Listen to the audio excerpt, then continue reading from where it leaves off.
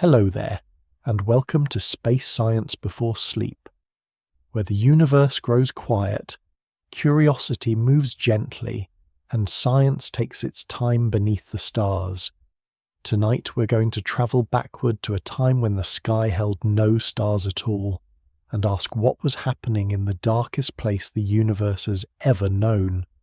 At first, the question sounds as though we should be searching for a remote location, perhaps a hollow between galaxies, a chamber behind an impenetrable cloud, or some distant corner where light has never arrived. But the deeper answer is stranger.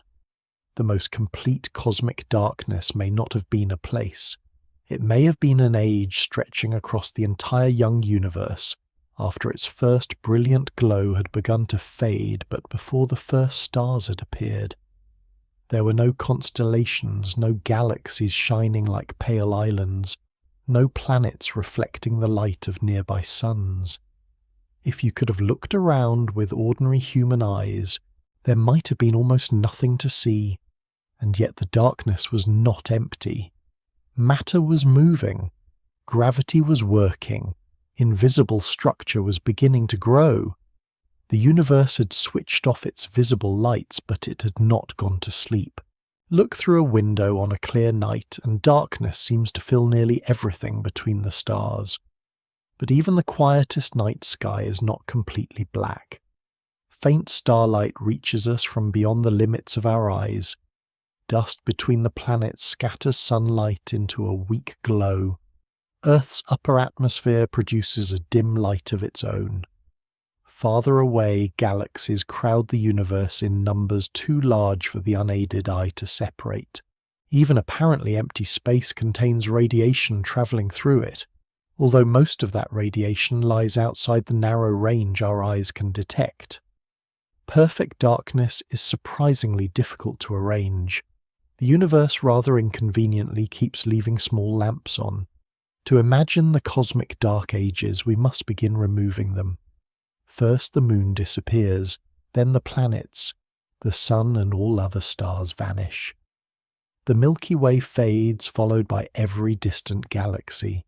There is no glowing nebula, no comet, no bright explosion, and no horizon reflecting light from somewhere beyond it. What remains is not the familiar darkness of night, which is surrounded by hidden sources of illumination, but a universe that has not yet learned how to make stars. Before we drift any farther, I'd love to know where in the world you're listening from tonight and what time it is there. And if these slow journeys through space help you relax, learn something new, or simply feel a little less alone beneath the night sky, I'd be grateful if you liked the video and subscribed to Space Science Before Sleep. It helps this quiet corner reach more curious minds who may need something gentle at the end of the day. And for tonight's question, if you could safely witness one moment in cosmic history, would you choose the birth of the universe's first star or the gathering of its first galaxy? Neither event would have happened quickly enough to provide much conventional entertainment, but the view would probably make up for the waiting. For now, settle a little more comfortably and allow the room around you to grow quiet. There is no need to remember every period particle or scientific name. You can let the details pass like faint stars beyond a window, noticing some and missing others. The journey will continue either way. We're going to move slowly into a darkness older than every star now shining above Earth. What did space contain before there were galaxies to fill it? How could anything change when there were no suns providing heat or light? What allowed thin clouds of simple gas to gather instead of remaining smoothly spread across the universe? How do astronomers study an era from which no ordinary starlight reaches us? When did the darkness begin to break? And was there one first star that opened its light into the universe? Or did many separate points of brightness appear across distances too great for them ever to know one another? These questions lead us away from the visible sky and into a history written mostly in radiation gravity and traces too faint for human senses. To reach that history, we must correct one important idea. Darkness is not a substance that fills space when light is removed. It is simply the condition experienced by an observer when too little visible light reaches the eyes. A universe may look completely dark and still contain energy particles, magnetic fields, radiation at invisible wavelengths, and matter responding to gravity. During the cosmic dark ages, space contained mostly hydrogen and helium, the simplest common elements produced in the early universe, along with dark matter whose gravity influenced the growth of structure. There was also ancient background radiation left from an earlier, hotter stage of cosmic history. That radiation had not vanished. As the universe expanded, its wavelength stretched and its temperature fell, gradually moving its light beyond the range that human eyes could see. The universe did not become dark because everything disappeared.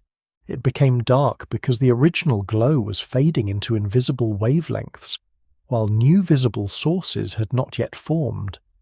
Between those two kinds of light lay an extraordinary interval, an illuminated past receding behind it, and a star-filled future not yet born. Imagine an enormous unlit room with no walls visible, no floor beneath you, and no lamp waiting in the distance.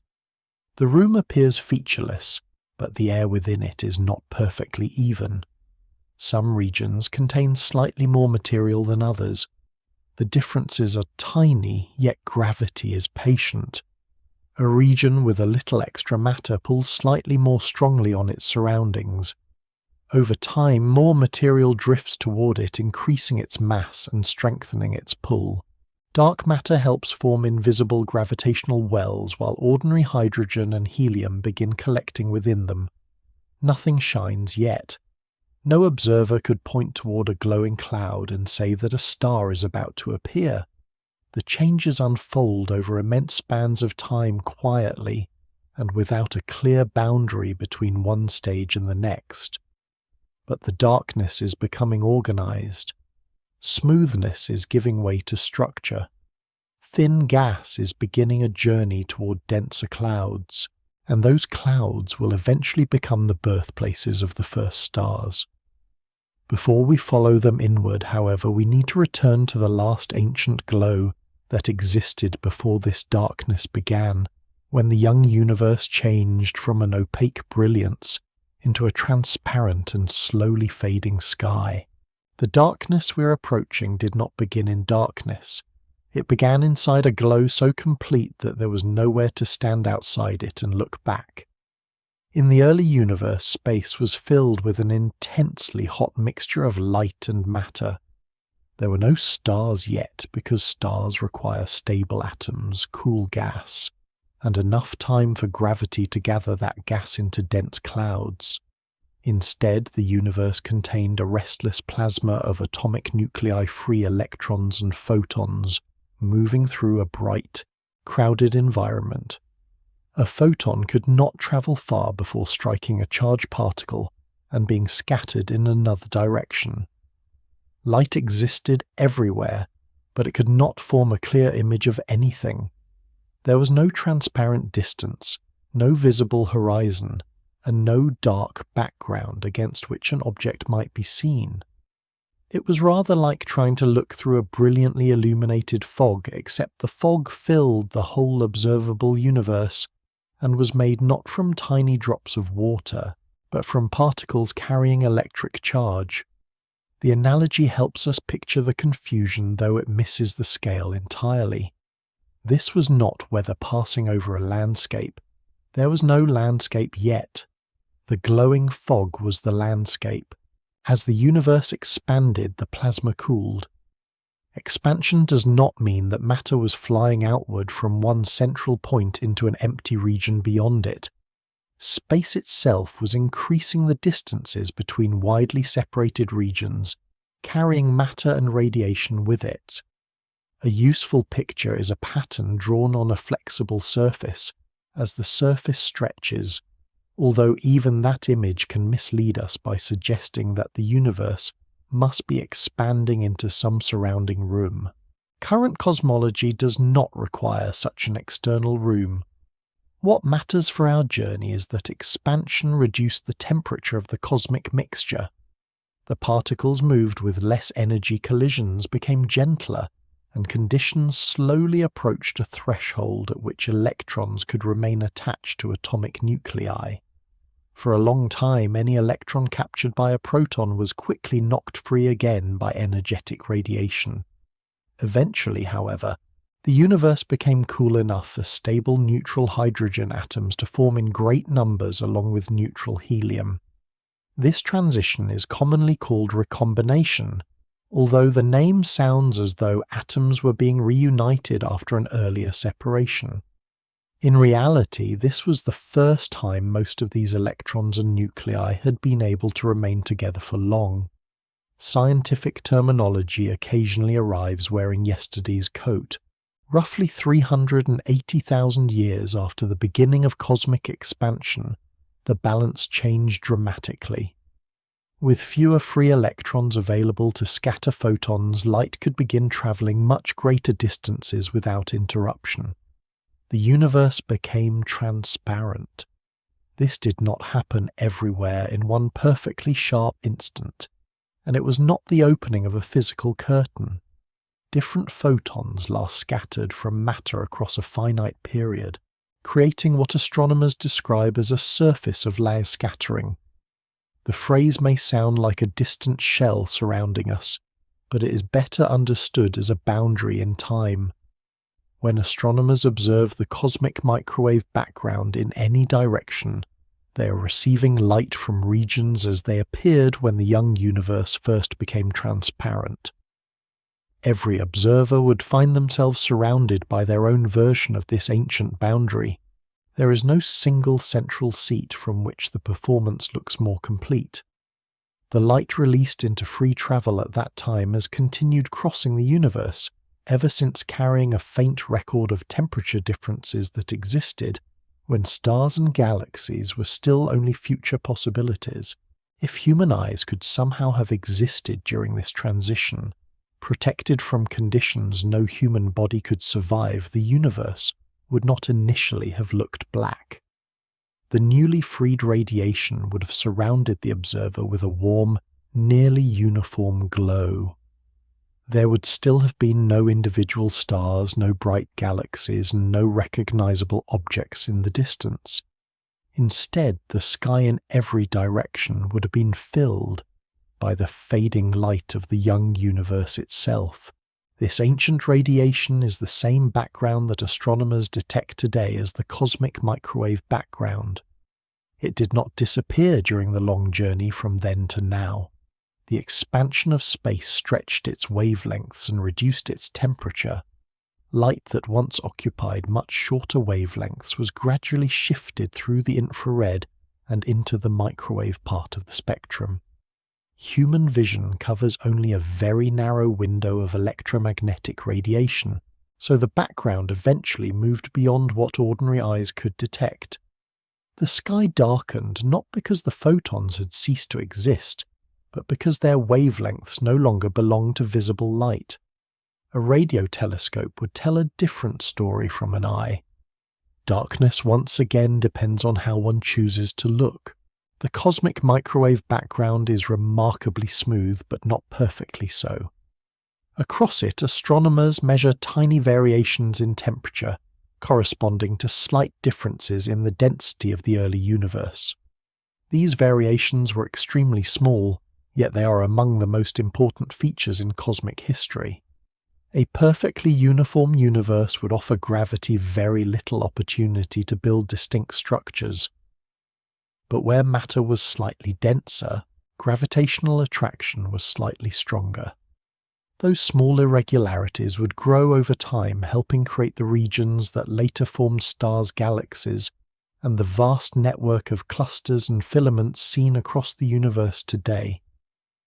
The background radiation therefore shows us a universe that appears almost featureless, while already containing the outlines of its future. It is less like a finished portrait than the faintest preliminary sketch with most of the page still looking blank. Scientists study the pattern of these variations to test models of cosmic expansion, matter and structure formation. Yet the image cannot tell us every detail of what came next. It records the starting conditions for the Dark Ages, not a complete film of everything that happened inside them. Once the universe became transparent, the ancient glow continued to cool and redden. No stars had yet formed to replace it with fresh visible light. Matter was spread thinly through expanding space, mostly as hydrogen and helium, while dark matter responded to gravity without emitting light of its own. The cosmos had passed from an opaque brightness into a transparent dimness, and then toward a darkness in which the most important changes would be almost impossible to see directly. This is the threshold of the cosmic Dark Ages. Behind us lies the last great glow produced by the hot early universe. Ahead lies a long interval with no ordinary lamps, only cooling gas, invisible gravitational structure and background radiation, slipping into wavelengths beyond human sight. The universe is now transparent enough for light to cross it, but there are almost no new visible objects for that light to reveal. To understand how transparency became darkness, we must follow the ancient glow as expansion stretches it farther from the range of our eyes. Transparency did not make the young universe bright in the way a clear morning sky is bright. It simply allowed light to travel. That distinction matters because a window may be perfectly clear, while the room beyond it remains unlit. After free electrons became bound inside neutral atoms, photons no longer scattered at every short interval. Space opened before them. The ancient radiation released during this transition could move across enormous distances, carrying with it a record of the universe as it had been when matter and light last interacted so closely. Yet there were still no stars to send new beams through that transparent space. No galaxies had formed large shining disks. No planets reflected sunlight. The universe had gained visibility before it had produced visible objects. For a time, the cosmos was like an empty theatre after the haze had cleared, but before any lamps had been switched on. The seat's walls and stage are only part of the comparison, of course, because the young universe had no fixed architecture and no audience waiting in the dark. Still, the image gives us one useful idea. Transparency is not the same as illumination. The fading of the ancient glow happened because the universe continued to expand. As space stretched, the wavelengths of travelling photons stretched with it. A wave of light can be pictured as a repeating pattern of crests and troughs. If the distance between those crests increases, the light shifts toward longer wavelengths. Visible light moves toward red, then beyond red into infrared, and eventually into microwave wavelengths. Astronomers call this cosmological redshift. It is not simply light becoming tired during a long journey, and it is not caused by photons rubbing against an invisible medium. The wavelength changes because the space through which the radiation travels is expanding. Imagine dots drawn along a soft ribbon. When the ribbon is pulled longer, the dots move farther apart, even though no dot needs to crawl across the material. Light waves are not ink marks, and space is not an ordinary ribbon, but the comparison helps us picture how a travelling pattern can be stretched without colliding with anything. Over time, the once visible background glow slipped beyond the range of biological eyes. The photons remained. Human vision simply lost access to them.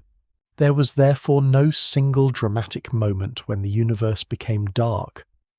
One observer might define darkness by the sensitivity of human eyes. Another might use infrared detectors and continue seeing the cooling background for longer. A microwave instrument would still detect that radiation today, more than 13 billion years later. The meaning of darkness changes with the instrument. just as a room that seems silent to human ears may be full of vibrations heard by another animal or measured by a sensor. Our senses sample only narrow portions of the physical world. They're useful, beautifully adapted, and rather selective. During the early Dark Ages, the sky would have looked increasingly dim to an imagined human observer, but an observer equipped to detect longer wavelengths would have remained surrounded by the cooling afterglow. Even now, every direction in the sky contains the cosmic microwave background. It is faint and cold, but it is not absent. The darkness between modern stars is laid across this invisible radiation like black paint placed over a page whose earlier writing can still be recovered with the right method. As the background faded from visible sight, the matter within the universe also continued to cool. Neutral hydrogen and helium filled space far more evenly than matter fills the modern cosmos, though not with perfect uniformity. There were slightly denser regions and slightly thinner ones inherited from tiny variations in the early universe. Without nearby stars, there was no ordinary starlight heating these atoms. Without galaxies, there were no large collections of supernovae stellar winds, or bright accretion disks pouring energy into their surroundings. The gas expanded with the universe, and expansion reduced its temperature. For a while, matter remained thermally connected to the background radiation, exchanging energy through the small population of charged particles that remained. Later, the gas cooled more rapidly than the radiation around it. This changing relationship would become important for the faint radio signature of neutral hydrogen, a signal astronomers now hope to use as a map of otherwise invisible cosmic history. But at this stage of our journey, there is still no star to disturb the darkness.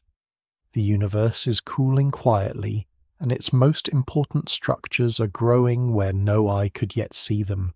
The absence of visible objects also means there would have been little sense of distance. In the modern night sky, brightness color clusters of stars and the pale band of the Milky Way give the darkness texture. During the cosmic dark ages, an imagined observer would have lacked those landmarks. There would be no nearby object appearing large and no remote object appearing small. There would be no shadow, because a shadow requires light arriving from a particular direction. There would be no ordinary sunrise or sunset, because planets and stars had not yet assembled. The sky would not resemble a black dome above a surface. It would extend in every direction through thin gas with no preferred centre and no visible edge. Even the phrase looking outward becomes misleading when there is no ground beneath the observer and no object against which motion can be judged. Darkness would not appear as a curtain in the distance. It would be the absence of a scene. And yet, throughout this apparently featureless expanse, gravity was responding to tiny differences in density that the eye could never have recognized. This is where the transparent universe became scientifically interesting in a new way. Light could travel freely, but almost nothing was producing visible light. Matter could move, but its movement was too slow and diffuse to form a recognizable picture. The ancient background was receding into microwaves while the first stars remained in the future. Between them lay a long interval governed by quiet processes: expansion, cooling gravitational attraction, atomic interactions, and the gradual gathering of matter. Nothing in this darkness needed to hurry. A slightly denser region could spend millions of years drawing in gas, growing almost imperceptibly stronger as it did so. The universe had no border signs announcing that one era had ended and another had begun. It simply changed by degrees. The glow faded, the gas cooled, the darkness deepened, and inside that darkness, the nearly smooth distribution of matter began to reveal the faint irregularities from which every later galaxy would grow. To see what existed there, we must now enter a universe without stars, planets, or any familiar world at all. A universe without stars was not an empty universe. It was a universe made almost entirely from ingredients that had not yet been assembled into anything familiar. There were no planets turning beneath distant suns, no moons, no asteroids, no rocky surfaces, and no oceans waiting beneath sheets of ice. There were no forests, clouds, storms, or horizons, because each of those requires structures that would take billions of years to develop. Even the word sky becomes difficult to use here. A sky normally belongs to someone standing somewhere looking upward from a surface. During the cosmic dark ages, there were no known surfaces, no observers. There was only expanding space filled with thin gas, ancient radiation, dark matter, and slight irregularities that gravity had begun to notice. If we could enter this era from the safety of imagination, we would not arrive at a destination with recognizable scenery. We would enter a physical condition spread across the young universe. No landmark would announce our arrival. The cosmos has rarely shown much enthusiasm for convenient signage. Most of the ordinary matter around us today is built from familiar elements, including carbon, oxygen, silicon, iron, and many others. These elements form rocks, oceans, air-living cells, and the devices used to study the sky. But during the Dark Ages, nearly all of them were absent. The early universe had produced hydrogen and helium in overwhelming abundance, along with very small traces of a few other light nuclei. It had not yet created substantial quantities of the heavier elements that astronomers collectively call metals. That name can be slightly confusing because in astronomy even oxygen and carbon count as metals, regardless of what a chemist might say over lunch. Those heavier elements would later be forged inside stars or during stellar explosions and collisions. Before the first stars existed, the universe therefore contained no ordinary rocky planets, because the materials required to build them had not yet been made in useful quantities. The gas was chemically simple. Simple, however, did not mean inactive. Hydrogen could still respond to gravity, collide, cool, and eventually participate in the formation of the first luminous objects. The ordinary matter was also spread much more evenly than it is now. Today matter has gathered into stars, planets, galaxies, clusters, and long cosmic filaments separated by enormous low-density regions. In the Dark Ages, these mature structures had not yet appeared. Hydrogen and helium filled space in a diffuse distribution slightly denser in some places and slightly thinner in others. You might picture a vast mist whose thickness changes so gently that the differences would be almost impossible to detect by eye. But this was not mist hanging in air. There was no surrounding atmosphere, no ground beneath it, and no boundary enclosing it. The gas was the material filling space itself. In many regions, a cubic meter would have contained far fewer atoms than even the best vacuum chambers on Earth. Although the exact density changed as the universe expanded, the material was thin beyond ordinary experience, yet the universe provided an extraordinary amount of volume and an extraordinary amount of time. Given enough of both, even a very sparse gas can become part of something enormous. Alongside this ordinary gas was dark matter, which did not emit, absorb, or reflect light in the familiar way. We infer its presence through its gravitational effects, but its fundamental particle nature remains unknown. During the Dark Ages, dark matter contributed most of the gravitating matter and played a central role in the growth of structure. It had begun gathering into denser regions before ordinary atoms could form stable structures of their own. These concentrations created gravitational wells into which hydrogen and helium could gradually fall. Dark matter was not a hidden scaffolding deliberately constructed for galaxies, and the universe was not following a blueprint. Yet the comparison is useful if we remember its limit. Invisible concentrations of mass influenced where ordinary matter accumulated, shaping the earliest framework from which luminous objects would later emerge. Without producing any light, dark matter helped determine where light would eventually appear. It is one of the quietest contradictions in the story. The first stars were guided in part by something no telescope has ever seen shining. The ancient cosmic background still filled this universe as well. Its photons travelled through the newly transparent space, growing colder and shifting to longer wavelengths as expansion continued. To imagined human eyes, the background was becoming increasingly difficult to see, but it continued to provide a faint radiation bath in every direction. The gas and radiation did not cool at exactly the same rate forever. During the earlier part of this history, interactions involving the small number of free charge particles helped keep ordinary matter thermally connected to the radiation. Later, the gas cooled more quickly as the universe expanded. This separation between the temperature of matter and the temperature of the background would eventually allow neutral hydrogen to leave a subtle imprint in radio wavelengths. No visible landscape marked these changes. One could not watch the gas turn a different colour or see the temperature falling like frost across a window. The transformation took place through the changing motion and energy of particles distributed across immense distances. It was a darkness filled with invisible thermodynamics, which is not a phrase likely to appear on a holiday brochure, but it describes the situation rather well. There was no single shape that could represent the entire young universe. Any image showing clouds, streams, and glowing edges is partly an artistic aid, because ordinary visible light had almost nothing to illuminate.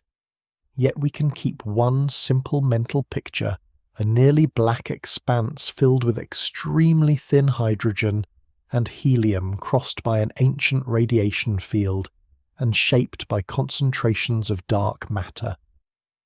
Across that expanse, tiny differences in density were beginning to grow.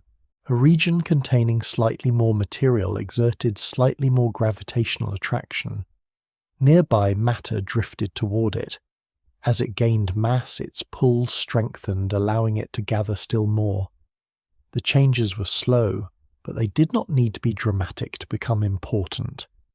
Every galaxy in the later universe would depend on this gradual departure from uniformity. The Dark Ages contained no familiar world, but they contained the beginnings of places. To understand how those beginnings acquired structure, we must now look at the invisible map drawn by dark matter, where the first gravitational knots were quietly deciding where the universe would eventually shine. The first map of the future universe was drawn without inklight or any visible line. It was drawn by gravity. During the cosmic dark ages, dark matter had already begun gathering into a vast arrangement of shallow concentrations, denser knots and connecting regions spread through expanding space. None of this structure would have been visible to an imagined traveller. Dark matter does not shine, and as far as measurements currently show, it interacts only weakly with ordinary light. A beam passing through a dark matter concentration would not reveal a solid surface or a dark cloud blocking the view. Yet the concentration would still possess mass, and mass changes the movement of surrounding matter. Thin hydrogen and helium responded to those invisible gravitational pulls, drifting towards some regions more readily than others. The young universe therefore contained a map that could not be read with eyes. Its boundaries were not walls, and its lines were not permanent. They were patterns of attraction guiding matter toward the places where stars and galaxies would eventually form. The origins of this map reach back to very small differences in the early distribution of matter. The cosmic microwave background shows that the young universe was remarkably smooth, but not perfectly smooth. Some regions contained slightly more matter than average, while others contained slightly less. These differences were tiny enough to seem unimportant, rather like almost imperceptible rises and dips across a floor that appears level. Gravity, however, notices even a small imbalance. A region with extra matter pulls a little more strongly on nearby material. As additional matter approaches, the region becomes more massive, and its gravitational attraction increases. The process reinforces itself. The shallow dip becomes deeper. The slight concentration becomes a larger one. Expansion continues to separate distant regions, but within areas where gravity grows strong enough, matter begins resisting that general stretching and gathering into bound structures. There is no conscious choice and no destination marked in advance. One small unevenness simply creates conditions that allow another change to follow. Dark matter was particularly important because it could begin building gravitational structure before ordinary matter was free to collapse efficiently. In the earlier hot universe, ordinary particles interacted strongly with radiation. Light pushed against charged matter, helping prevent normal gas from settling easily into small, dense concentrations. Dark matter, by contrast, did not couple to radiation in the same way. It could respond to gravity while the ordinary material remained entangled with the bright plasma. By the time neutral atoms formed and photons began traveling freely, dark matter had already established a faint gravitational framework. Hydrogen and helium could then fall more effectively toward these existing concentrations. A useful image is rainwater flowing into low places across a landscape, although this picture has limits. Dark matter halos are not empty bowls sitting inside space. They are extended three-dimensional distributions of mass, and their shapes change as they merge, grow, and respond to neighboring structures. Still, the analogy captures the direction of travel. Ordinary matter tended to collect where gravity had already made the journey downhill. Dark matter could gather without shining, but it could not easily rid itself of energy by emitting light. Ordinary gas behaves differently. Gas particles can collide, exchange energy, and under suitable conditions release radiation, allowing the gas to cool and sink toward a denser center. Dark matter appears to pass through itself and ordinary matter with little friction, so it generally remains spread across broad halos rather than collapsing into compact glowing objects. This difference helped produce a layered structure. A large diffuse dark matter halo supplied most of the gravitational pull, while ordinary gas gradually moved inward and became more concentrated. The halo was less like a rigid container and more like a deep region in an invisible gravitational landscape. It could capture material, combine with other halos, and grow over time. Computer simulations based on gravity and cosmic expansion reproduce networks of halos, filaments, and low-density spaces that resemble the large-scale structure astronomers observe in the later universe. The simulations do not show us dark matter directly. They show what should happen if the leading model is broadly correct. In the standard picture, smaller dark matter structures formed first and later merged into larger systems. Tiny early halos gathered gas. Some joined with neighbors. Their combined gravity attracted additional matter, producing more massive structures that would eventually participate in the assembly of galaxies. The process was not smooth or orderly. Halos passed through one another, distorted each other, and fed along uneven streams of material. Across larger scales, matter accumulated into filaments surrounding relatively empty regions, forming the beginnings of the cosmic web. During the Dark Ages, however, this web would have been subtle and mostly unlit. The bright galaxies that make modern images of cosmic structure so striking had not yet formed. We should picture not a glowing network, but an invisible pattern gradually concentrating neutral gas. The universe was becoming less uniform, although it remained far simpler than the cosmos around us today. Gravity was preparing addresses before there were any luminous residents to occupy them. Scientists infer this hidden history from several lines of evidence rather than from a direct photograph. The pattern of fluctuations in the cosmic microwave background reveals the early conditions from which structure grew. The motions of stars and gas in later galaxies, gravitational lensing galaxy clusters, and the distribution of matter across enormous distances all indicate that much more gravitating material exists than visible matter alone can explain.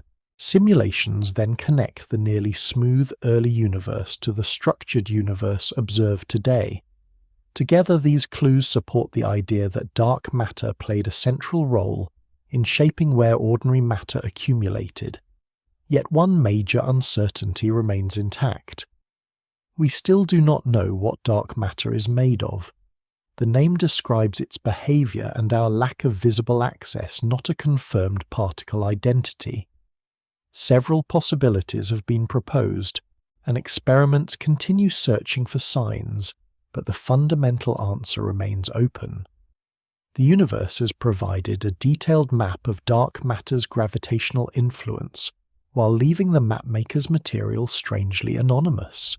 By now, the Dark Ages are no longer featureless in our mental picture. They contain broad halos, growing knots, and faint connections produced by gravity.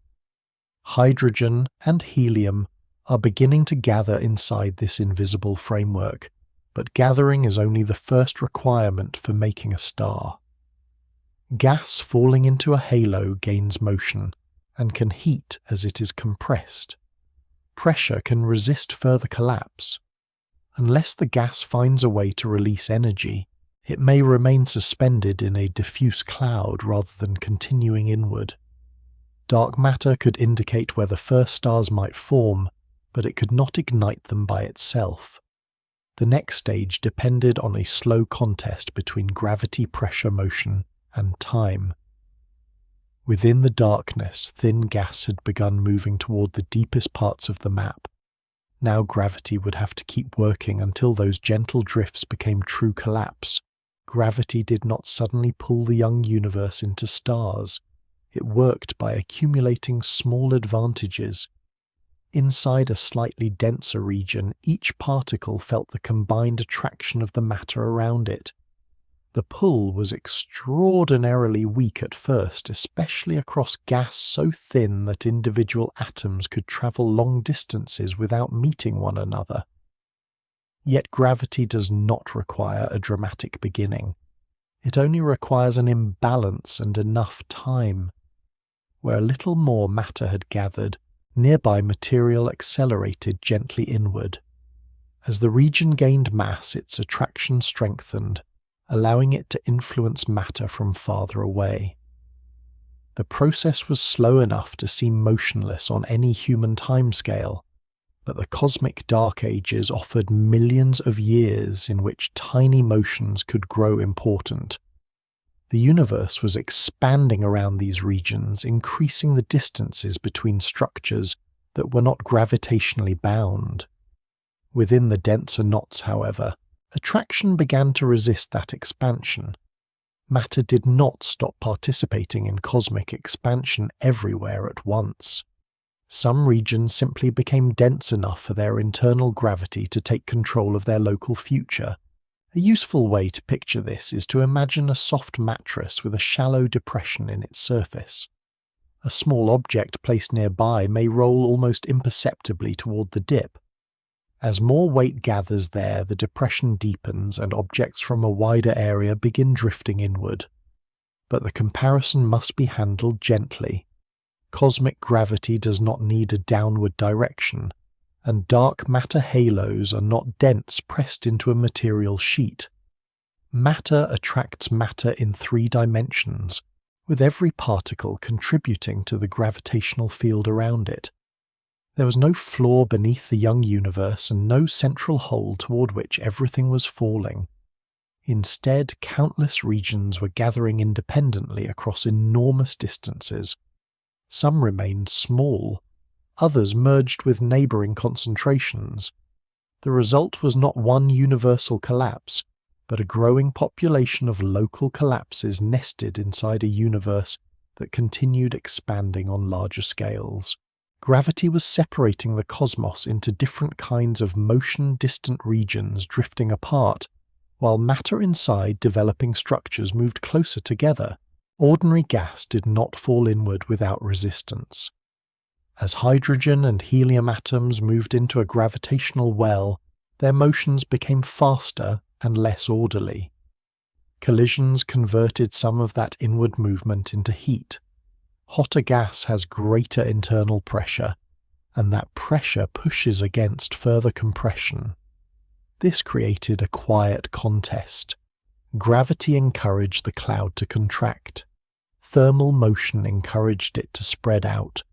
If the gas remained too warm, or if the gravitational concentration was too small, the cloud could settle into a broad diffuse state without continuing towards star formation. A gathering cloud therefore needed more than mass. It needed a way to become unstable, allowing gravity to overwhelm the forces supporting it. Astronomers described this through thresholds involving density, temperature, and scale. But the central idea is simple. A large cool concentration is easier for gravity to collapse than a small hot one. A crowd of rapidly moving particles is difficult to gather closely. Reduce their restless motion and gravity gains more influence. The collapse was also shaped by rotation. An early cloud did not have to spin like a neatly formed planet to possess angular momentum. Slightly uneven motions nearby gravitational encounters and the merging of smaller structures could give the gas an overall tendency to rotate.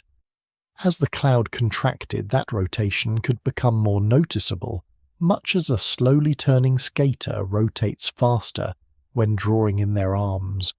The gas might flatten form streams, or break into smaller concentrations rather than falling directly into one central point. Turbulence complicated the motion, further producing temporary knots and currents that could either encourage local collapse or stir material apart. Magnetic fields may also have influenced some later stages, though their strength and importance in the first star-forming environments remain uncertain. The simple diagram of a round cloud shrinking evenly is therefore only a starting image. Real collapse is uneven, rotating, and full of interacting scales. The universe rarely reads the neat arrows added to textbooks. Dark matter halos continued growing while the gas moved within them. Smaller halos approached and merged, producing larger gravitational systems. Gas could arrive along preferred directions, guided by the developing pattern of surrounding matter.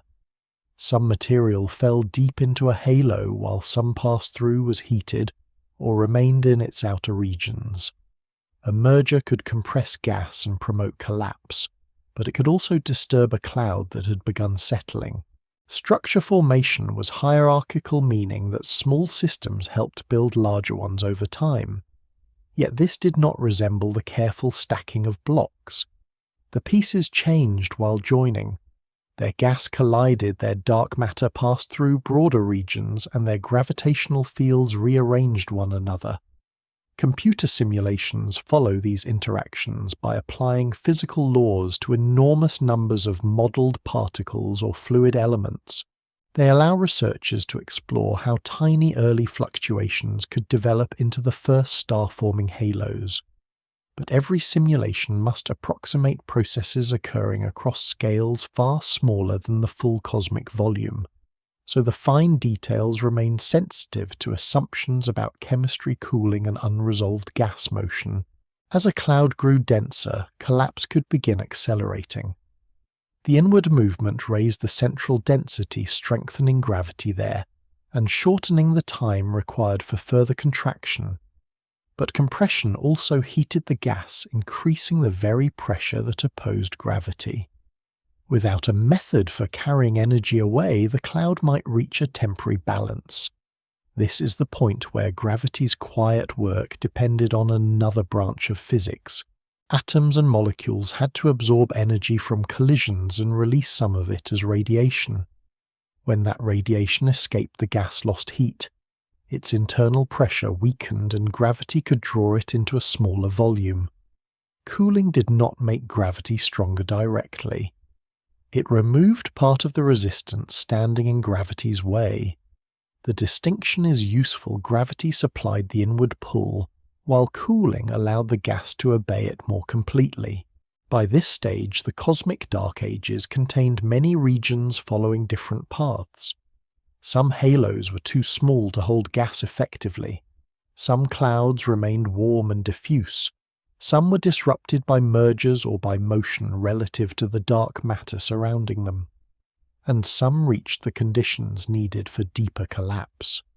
In those fortunate regions, hydrogen gathered into increasingly dense concentrations while energy slowly escaped. No light from a star had yet appeared, but the physical route toward one was becoming narrower. Gravity had selected the regions, accretion had supplied the material, compression had raised the stakes.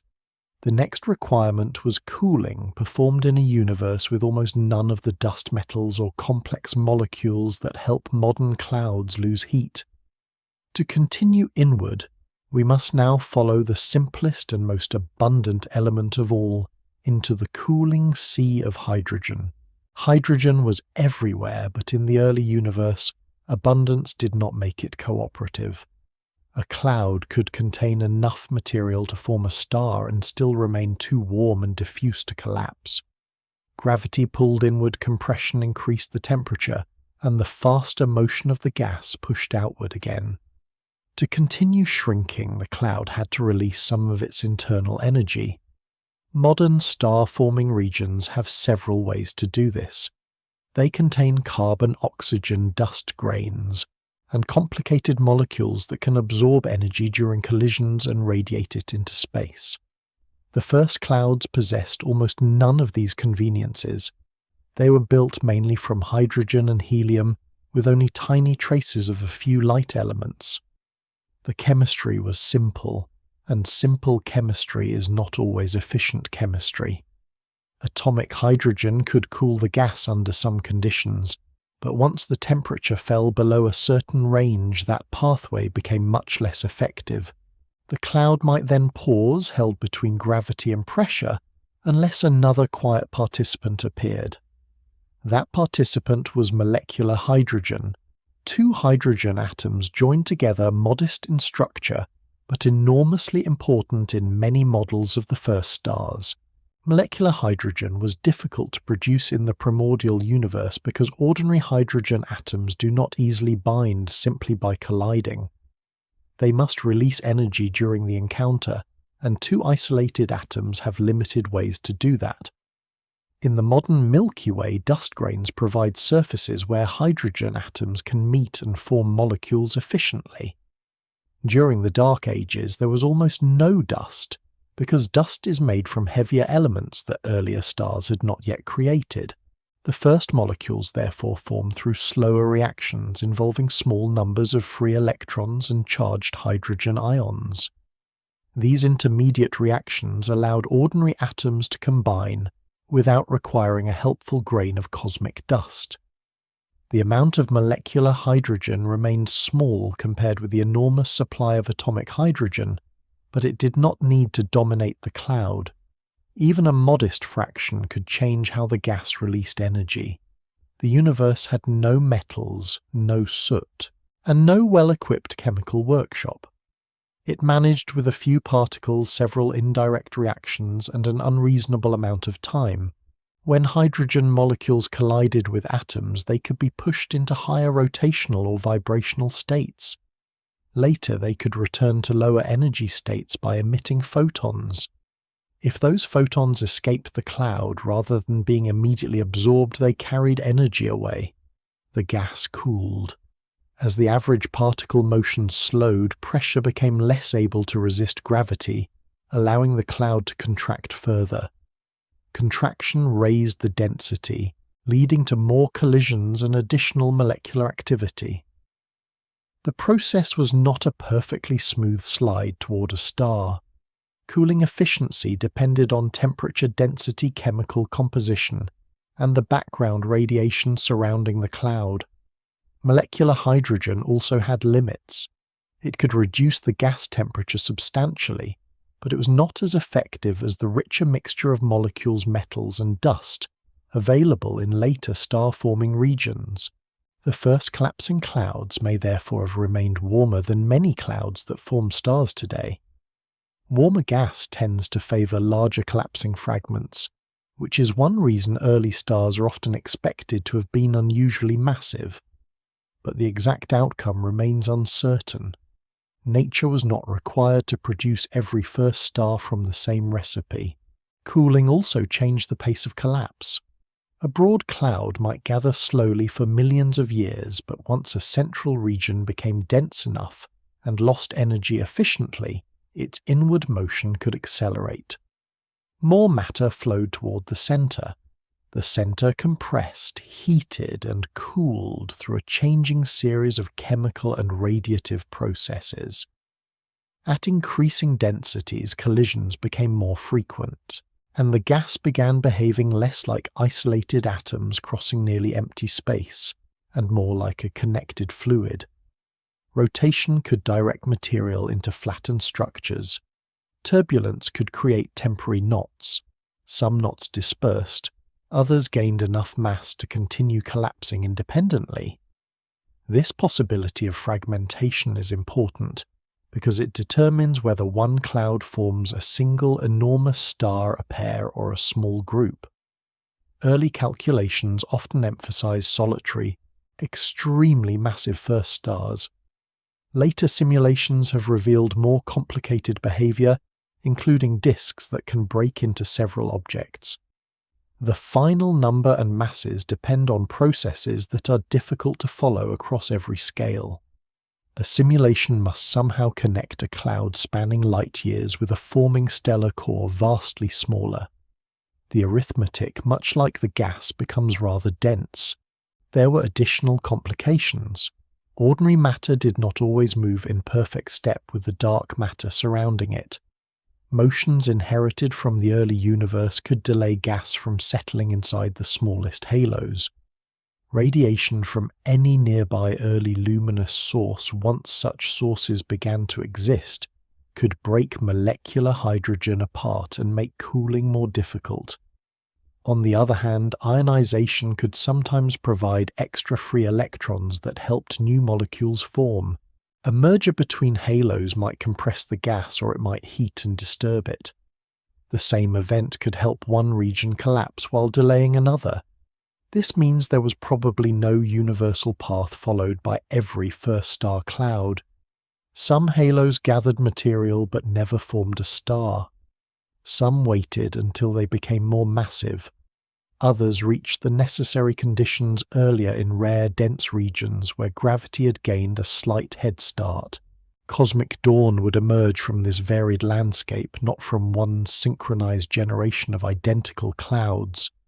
Across distances too large for communication, separate pockets of hydrogen were solving the same physical problem in slightly different ways. The cooling gas was still invisible to ordinary eyes, yet neutral hydrogen offered another way to leave a record. Hydrogen atoms possess a subtle internal state connected to the relative orientation of the proton and electron. Under the right conditions, an atom can shift between these states and emit or absorb a radio photon with a characteristic wavelength of about 21 centimeters. Cosmic expansion stretches such ancient radiation to much longer wavelengths before it reaches us today. The resulting signal is extremely faint, but in principle it carries information about the temperature, density, and ionization of hydrogen across eras that ordinary telescopes cannot see directly. The Dark Ages may therefore contain their own form of illumination, not as visible starlight, but as a delicate radio imprint written into the gas itself. Before the first stars began rewriting that signal with heat and radiation, neutral hydrogen preserved the quiet conditions of a universe still preparing to shine. To read that hidden history, we must now listen for the 21 centimeter memory. The Dark Ages did not leave us a photograph, but they may have left a radio memory.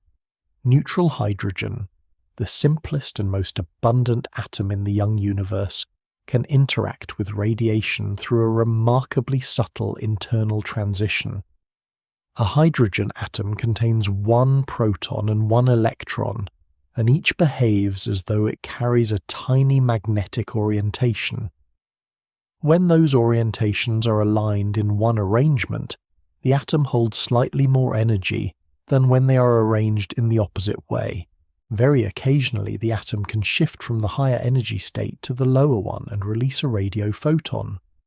In the atom's own surroundings, that photon has a wavelength of about 21 centimeters. This is not a bright signal. A single atom may wait an extraordinarily long time before making the transition on its own. But the universe contained an enormous number of hydrogen atoms spread across enormous volumes. Their combined behavior created a faint radio signature that could, in principle, reveal conditions during an era with no visible stars. The darkness was not silent. It was simply speaking at a wavelength human ears and eyes were never designed to notice. The 21 centimeter signal is already familiar to astronomers studying the modern Milky Way. Radio telescopes use it to map clouds of neutral hydrogen across our galaxy and beyond, tracing material that may appear almost invisible in ordinary optical images. But hydrogen from the cosmic dark ages presents a more difficult challenge. The radio waves began their journey when the universe was much smaller, and expanding space stretched their wavelengths as they travelled. A photon emitted or absorbed at 21 centimeters in the distant past can arrive today at a wavelength several times longer, depending on how early it began its journey. By measuring this stretching, astronomers can connect a radio signal to a particular period in cosmic history. In principle, different observed wavelengths act like different pages in a very old book. Shorter stretched wavelengths describe later stages, while longer ones reach farther back toward the starless universe. The comparison is useful, although the pages are not neatly separated. Signals from many regions overlap foreground radiation covers the writing, and the book has spent more than 13 billion years travelling through a universe that insists on adding notes of its own. Hydrogen does not always appear as a bright radio glow. Under the conditions of the early universe, it may instead appear in absorption against the cosmic microwave background. To understand this, keep one simple image in mind. The background radiation forms a faint radio screen behind the hydrogen. If the internal state of the gas is effectively colder than that background, the hydrogen can absorb a small portion of the radiation at the characteristic wavelength. The result is a shallow dip in the radio brightness. If the gas later becomes warmer than the background, it can produce a relative emission signal instead. The key temperature here is not merely the ordinary kinetic temperature of the gas, but a quantity called the spin temperature, which describes how hydrogen atoms are distributed between their two internal states. Collisions, background photons, and later ultraviolet radiation can all influence that distribution. The terminology sounds as if each atom is spinning like a tiny ball, but quantum particles are less considerate than that. Spin describes an intrinsic property, not a miniature object rotating in the ordinary mechanical sense. During the earliest dark ages, the behavior of the hydrogen signal depended on the changing relationship between matter and radiation. At first, the gas and the cosmic microwave background had temperatures that remained closely connected. As expansion continued, ordinary matter eventually cooled more rapidly than the background radiation. This made it possible for neutral hydrogen to absorb some of the microwave background and leave a broad radio shadow. The depth and shape of that shadow would carry information about the gas temperature, the rate of cosmic expansion, and the way atomic states were being influenced. Later, the first stars complicated the pattern. Their ultraviolet light changed the internal behavior of hydrogen atoms, while X-rays and other energetic radiation began heating the surrounding gas. Still later, ionizing radiation removed electrons from neutral hydrogen altogether, erasing the 21 centimeter signal from growing regions. The radio history therefore passes through several phases, a quiet dark ages pattern, a stronger response as the first stars affect the gas, a changing signal as heating spreads, and a patchwork disappearance during reionization. It is less like one note than a very slow piece of music performed across cosmic time. Astronomers hope to study this history in two main ways. One approach seeks the average radio brightness of hydrogen across the entire sky at each wavelength. This global signal would not produce a detailed map, but it could reveal broad transitions in the thermal and ionization history of the universe. Another approach uses arrays of many radio antennas to search for statistical variations from one direction to another. These variations could show where gas was denser, where early heating had begun, and where ionized bubbles were expanding around the first luminous objects. Eventually, sufficiently sensitive observations might allow something resembling three-dimensional maps with position across the sky, providing 2 dimensions and wavelength, providing a rough measure of distance and time. Such maps would not resemble photographs of stars. They would look more like shifting regions of radio brightness reconstructed through careful analysis. Yet within those faint patterns could be the growth of the first structures recorded before ordinary galaxies became easy to see. The scientific promise is enormous because the 21 centimeter signal may contain information from periods inaccessible to conventional optical telescopes. A telescope such as the James Webb Space Telescope can observe extremely distant galaxies whose light began travelling when the universe was young, but it still depends on luminous objects. Neutral hydrogen can potentially describe what existed before those objects, between them and around them.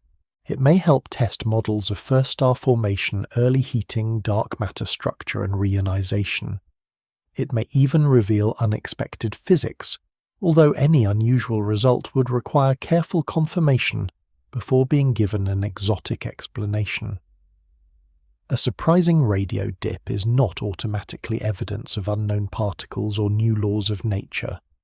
Instruments have imperfections, foregrounds are complicated, the atmosphere interferes, the universe is subtle, and radio astronomy rewards patience more reliably than excitement. Radio astronomy rewards patience more, for now the 21 centimeter memory remains extraordinarily difficult to recover. The signal from ancient hydrogen is faint, while our own galaxy produces radio emission many thousands of times brighter. Earth is surrounded by human-made transmissions, and the upper atmosphere distorts or blocks some of the lowest frequencies needed to reach the earliest eras. Researchers must separate a delicate cosmological pattern from instruments' ionized air, satellites' transmitters, and the bright radio sky. It is rather like trying to hear a single distant footstep while standing beside a motorway during a thunderstorm, except the footstep occurred before the first star was born. The hydrogen may have preserved the message. The challenge is finding somewhere quiet enough and building instruments precise enough to hear it. To understand why that task is so demanding, we must now leave the ancient gas for a moment and look at the noisy world from which we are trying to listen. The Dark Ages may have been quiet, but the universe between them and our radio telescopes is not.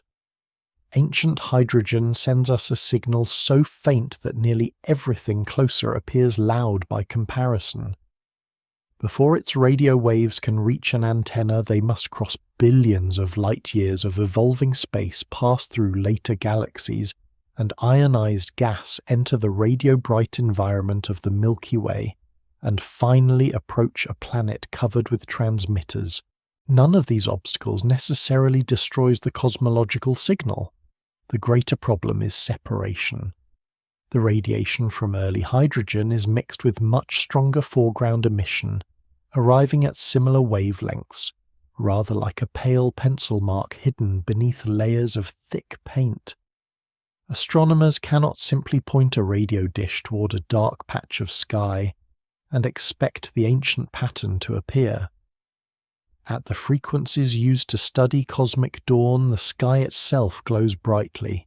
Most of that glow belongs to our galaxy, where energetic electrons moving through magnetic fields produce widespread radio emission. The earliest universe is present within the measurement, but it may contribute only a tiny change to a much larger total. This creates an unusual observing problem. In optical astronomy, a distant galaxy may appear as a small bright object against a darker background. The 21 centimeter signal is often sought as a broad, subtle variation within an already bright radio sky. Astronomers must understand the foreground emission with extraordinary precision, then remove or avoid it without accidentally removing the cosmological pattern as well. Fortunately, the different signals are not expected to behave in exactly the same way across wavelength.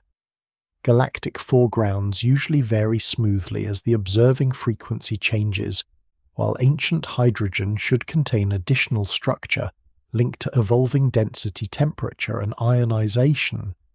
Researchers can use this distinction to search for what remains after the smooth foreground has been modelled. But real instruments introduce their own frequency-dependent effects, and those effects can make a smooth foreground appear less smooth.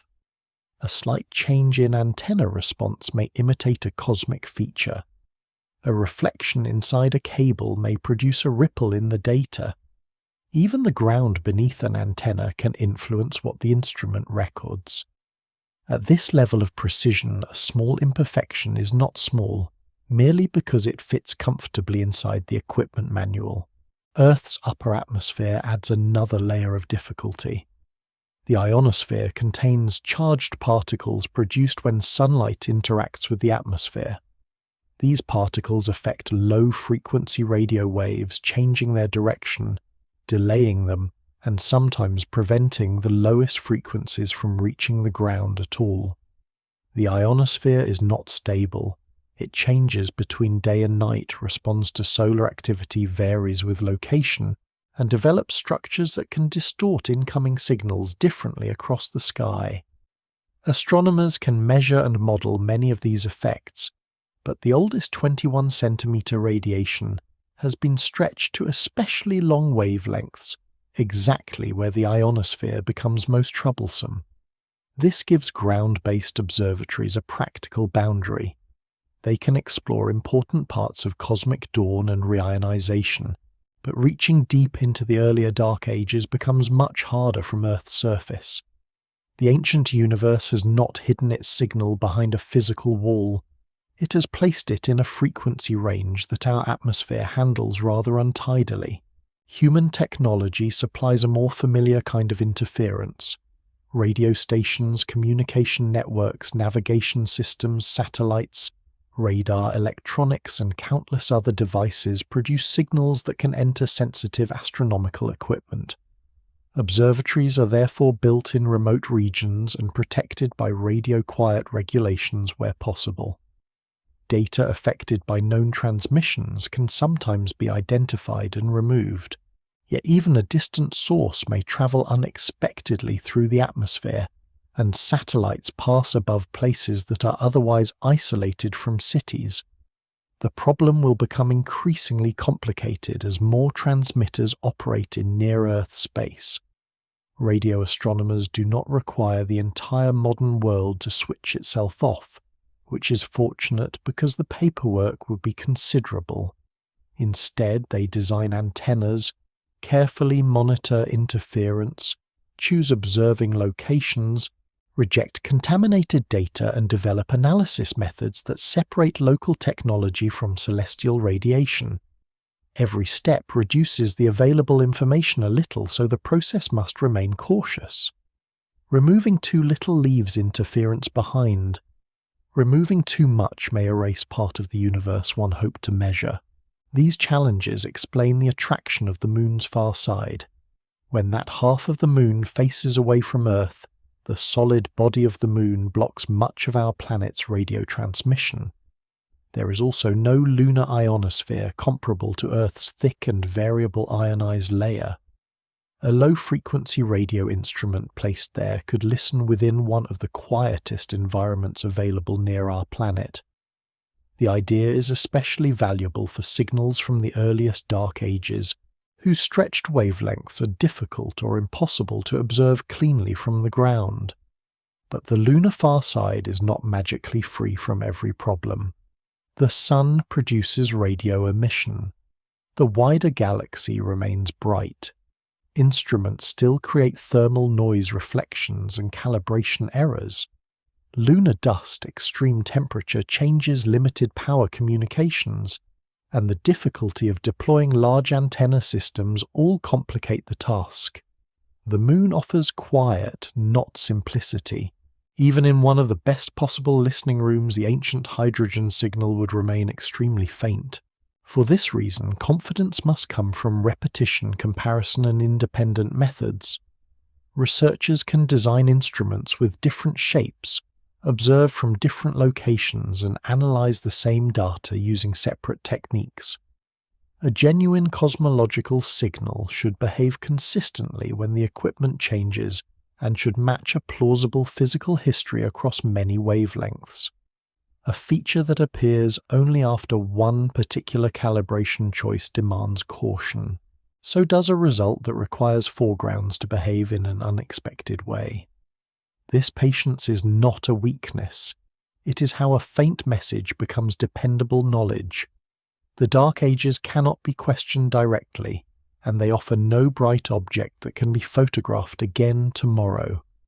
Their history must be reconstructed from subtle effects preserved in radiation, compared with theoretical models, and with observations of the luminous eras that followed.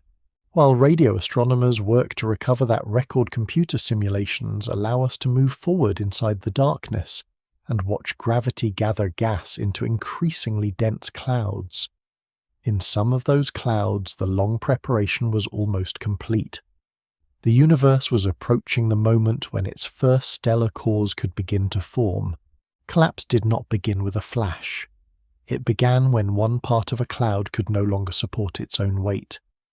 Inside an early dark matter halo, hydrogen and helium had gathered over millions of years, cooling slowly, while gravity drew additional material inward.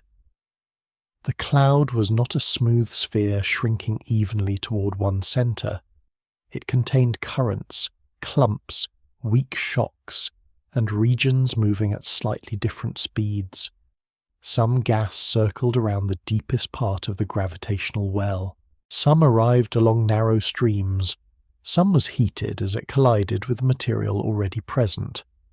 Yet within this complicated motion, particular pockets became denser than their surroundings. Their gravity strengthened, and the time required for them to contract grew shorter. The collapse began feeding itself. As matter moved inward, the central region gained mass. As it gained mass, it pulled more strongly. The process remained quiet on any human scale, but it was no longer merely a slow gathering. The cloud had crossed into a stage where its future was increasingly difficult to reverse. As the gas contracted, its density rose and its internal structure became more complicated. Collisions occurred more frequently. Molecules and atoms exchanged energy. Molecular hydrogen continued helping the gas radiate heat, though its cooling ability had limits. The temperature could not fall indefinitely, and the gas often remained warmer than many modern star-forming clouds. Warmer material has stronger pressure and tends to collapse in larger pieces, which may have encouraged the formation of unusually massive stellar embryos. But even inside a warm primordial cloud, the density was not perfectly uniform. Turbulence compressed some regions while pulling others apart. Rotation redirected inward falling gas sideways, creating flattened flows, and in many simulations disk-like structures around the densest center. A simple picture of matter falling straight inward is therefore incomplete. The gas spiraled, collided, heated, cooled, and rearranged itself as it moved deeper into the halo. Gravity supplied the overall direction, but the route was anything but straight. The growing rotation mattered because material carrying angular momentum could not simply drop into the center. It had to redistribute that motion. Gas farther out could carry angular momentum away, while inner material moved closer to the forming core. Spiral patterns, gravitational interactions, and turbulence all helped transport it. The developing disk could become unstable, breaking into additional dense knots. Some of those knots might migrate inward and merge with the central object. Others might survive long enough to become separate stars. This is one reason astronomers no longer assume that every first-star cloud produced one solitary giant. The earlier stellar systems may have included pairs or small groups, although their exact arrangements remain uncertain. Computer models differ depending on how they treat cooling chemistry, radiation magnetic fields, and the smallest scales of collapse. The cloud was solving a problem with many possible outcomes, and the universe did not leave us a convenient recording of which solution occurred first. Near the center, the contracting gas eventually became dense enough that photons and particles had increasing difficulty escaping. Cooling still occurred, but not as freely as before. Compression raised the temperature more rapidly. The central region became hotter, denser, and more strongly bound, forming what astronomers call a protostellar core. It was not yet a true star because sustained nuclear fusion had not begun. Its energy came mainly from gravitational contraction and from material falling onto it. Gas continued streaming inward through the surrounding disk, adding mass and releasing heat as it approached. The protostar was therefore changing quickly. Its radius, temperature, and internal structure responded to the rate at which matter arrived. If accretion was rapid, the object could become bloated. Compared with a mature star, its outer layers extended by the continuous supply of energy and material. If accretion slowed, the core could contract more efficiently. The final stellar mass was not determined at the moment the first core appeared. It depended on how long the surrounding cloud continued feeding it, and how strongly the growing object began influencing its environment. That influence increased as the protostar became hotter. Radiation emerged from the accreting object and from the gas around it. At first, much of this energy remained trapped or was reprocessed by the dense surroundings.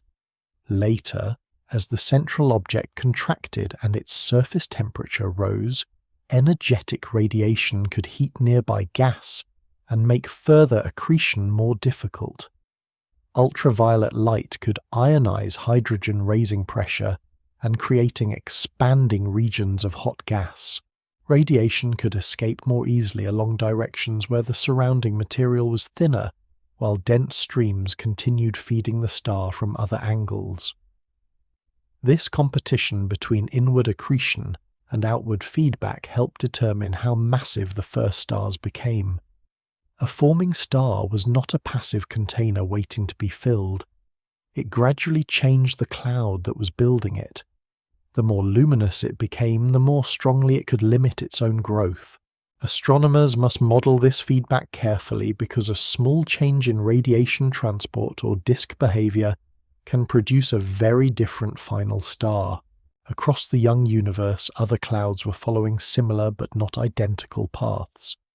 Some collapsed earlier because they began in denser regions. Some were delayed by heat motion or insufficient molecular hydrogen. Some fragmented into several cores. Others may have fed one dominant object. There was almost certainly no universal clock counting down to the first ignition.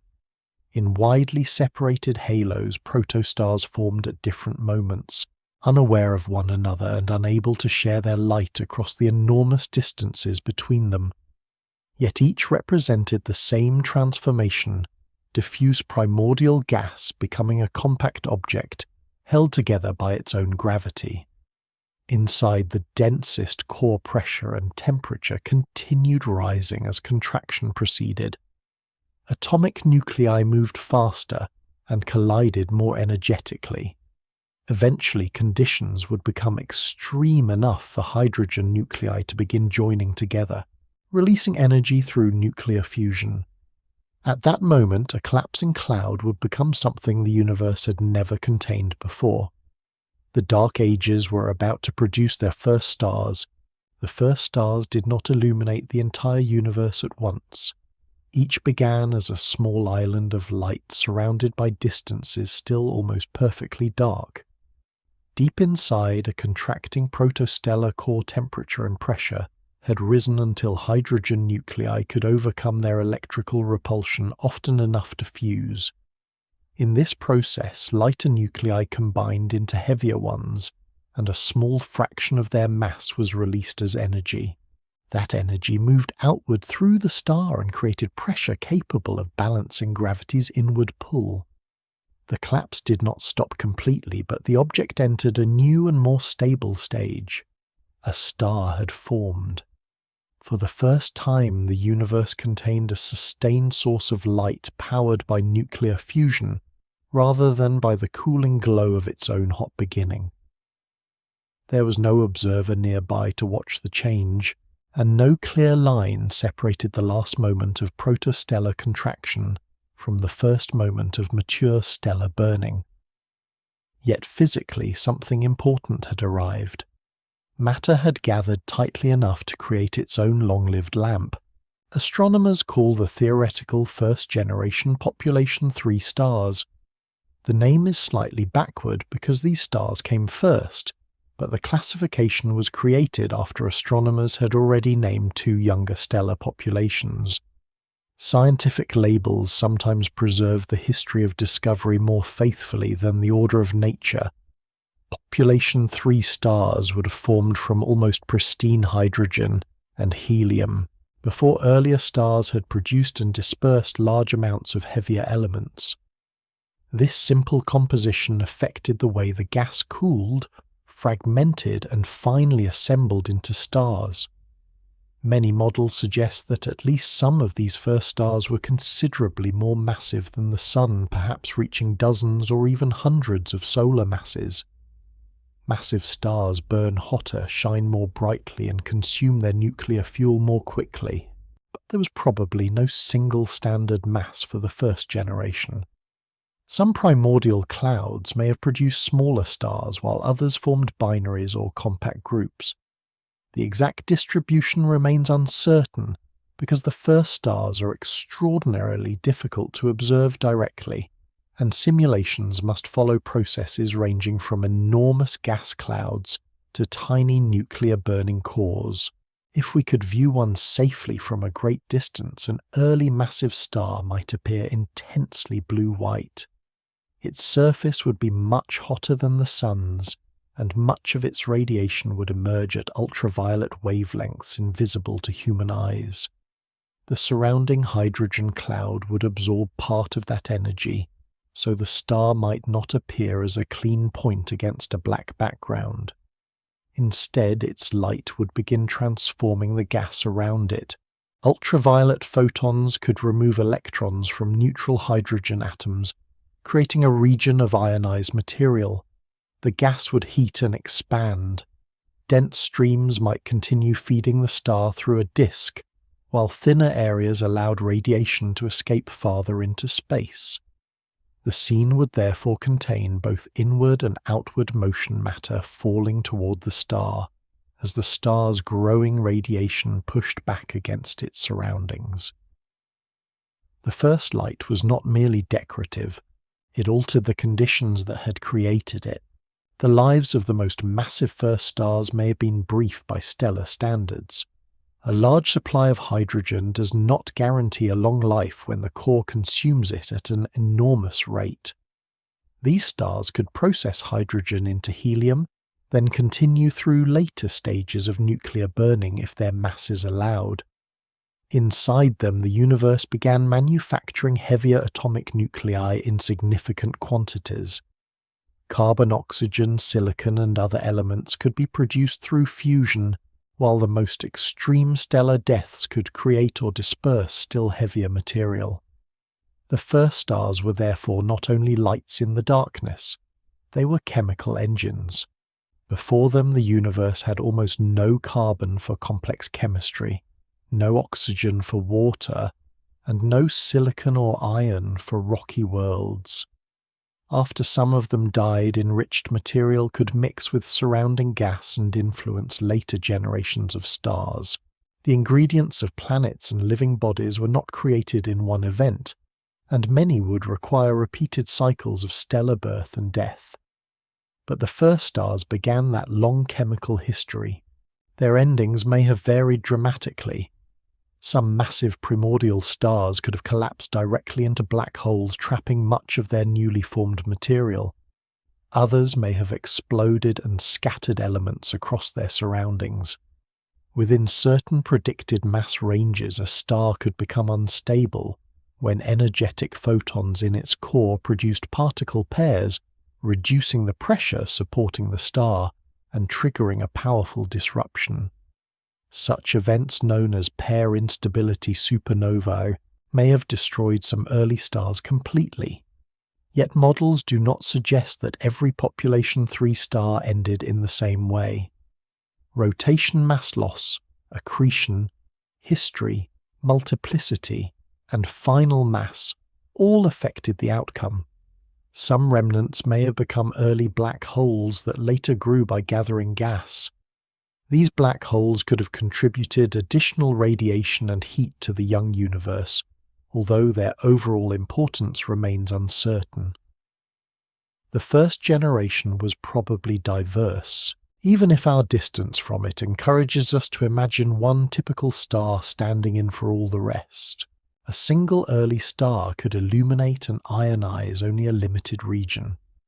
Beyond that growing bubble, most of the universe remained neutral and dark. Light required time to travel, and the stars were separated by enormous distances. There was no universal morning when every point in space brightened together. Cosmic dawn arrived locally. In one halo, a star might already be shining, while another region remained millions of years away from forming its first luminous object. Some stars lived and died before their light reached neighboring systems. Others formed inside small groups whose combined radiation affected a larger volume. Over time, the number of luminous sources increased. Their ionized bubbles expanded and new generations began forming from gas that had been heated, stirred, or enriched by earlier stars. Darkness was not removed like a curtain. It was interrupted one region at a time. The first stars opened more than a visual window. They introduced feedback into cosmic history. Their radiation altered hydrogen chemistry. Their heat changed how nearby gas collapsed. Their explosions spread the first substantial quantities of heavy elements. Their remnants may have seeded black holes that later grew inside young galaxies. Every new source changed the conditions for the sources that followed.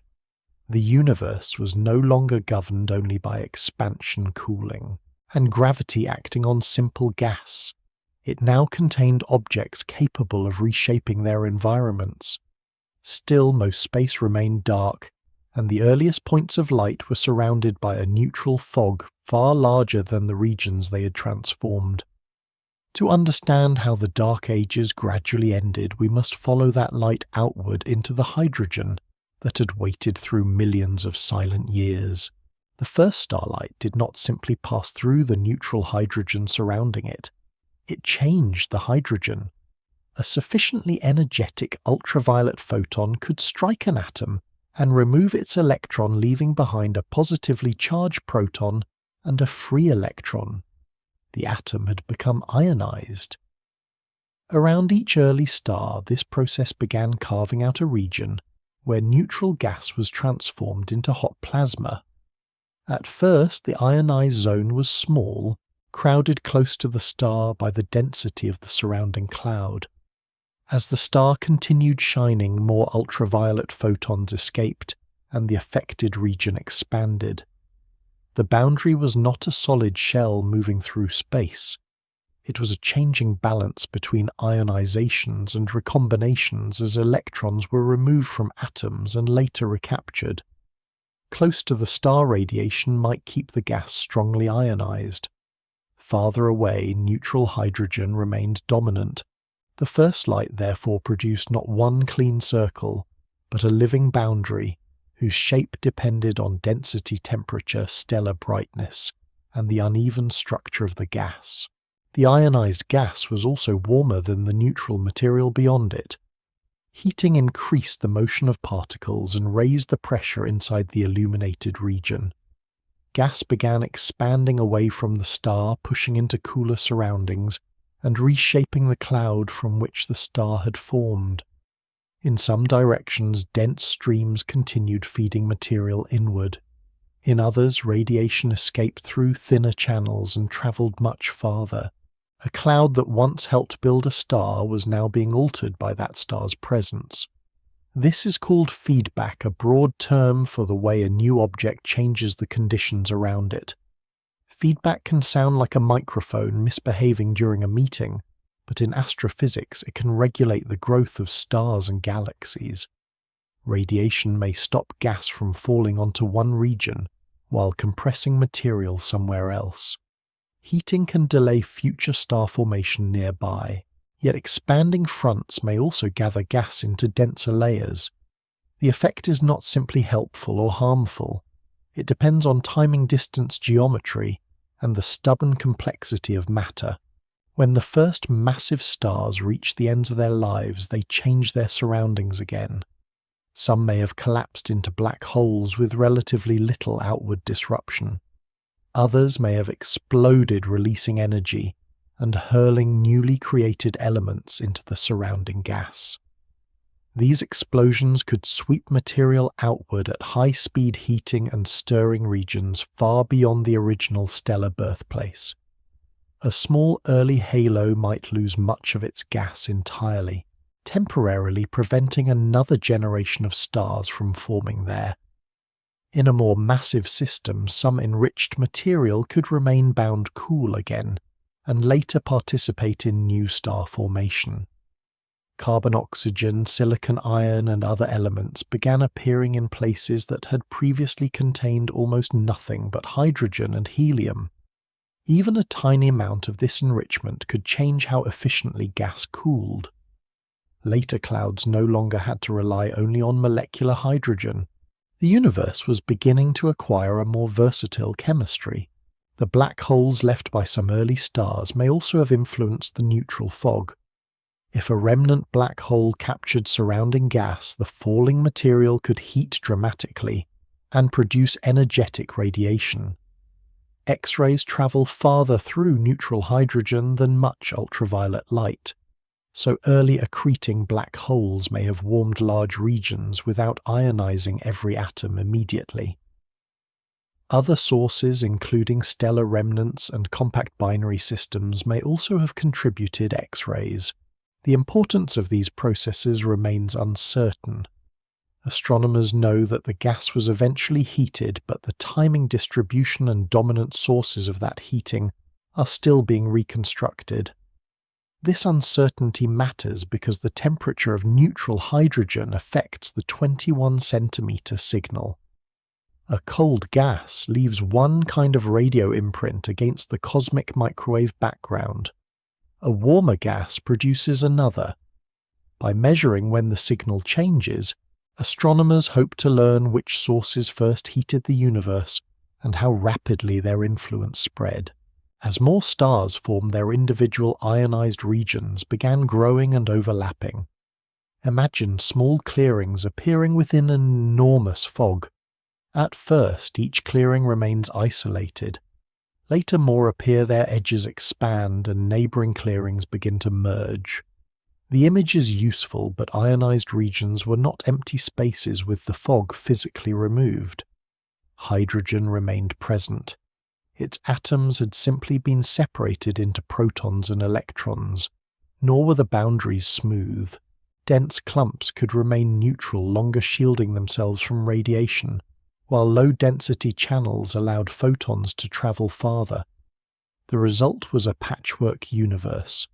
Some regions were brightly influenced by young galaxies, others remained cold and neutral. The cosmic dark ages had ended locally around the first stars, but darkness continued across most of space. Even after thousands of luminous sources existed, an imagined observer could still have travelled through immense distances without passing near one. The first galaxies gradually became the most important centres of this transformation. They gathered many stars into compact regions, allowing their combined radiation to affect larger volumes. But not every ultraviolet photon escaped. Gas and dust inside a galaxy could absorb much of the radiation before it reached intergalactic space. The fraction that escaped probably varied from one galaxy to another, and changed as stars formed, exploded, and rearranged the surrounding material. Small galaxies may have been numerous and therefore important even if each one was faint. Larger systems produced more light but may have trapped a greater portion of it. Accreting black holes added another possible source, though their overall contribution is still debated.